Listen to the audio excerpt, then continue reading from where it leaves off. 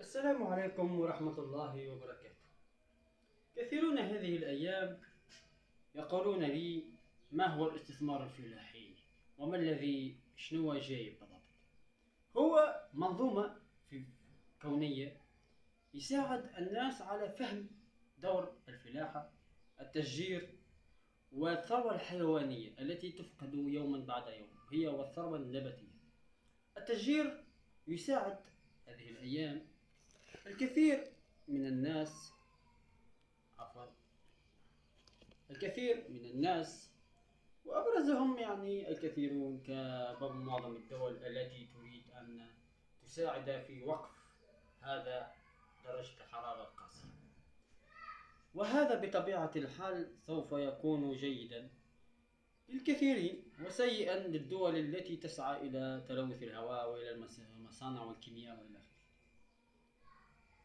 الحرارة التي تزداد هذه الأيام كما قلت في الفيديو السابق بسبب ماذا؟ نقص الغطاء النباتي. طيب ماشي، ما دور الشجر؟ الأكسجين.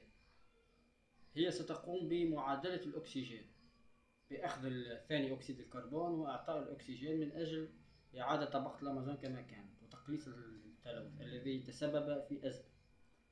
إذا كنتم لن تفهموا هذا الأمر فهناك كثيرون يفهمون وقد درسوه من قبل، وقد قالوا في مؤتمر باريس للمناخ أن المناخ الآن بات يتحطم، وهذا هو المشكل الأكبر.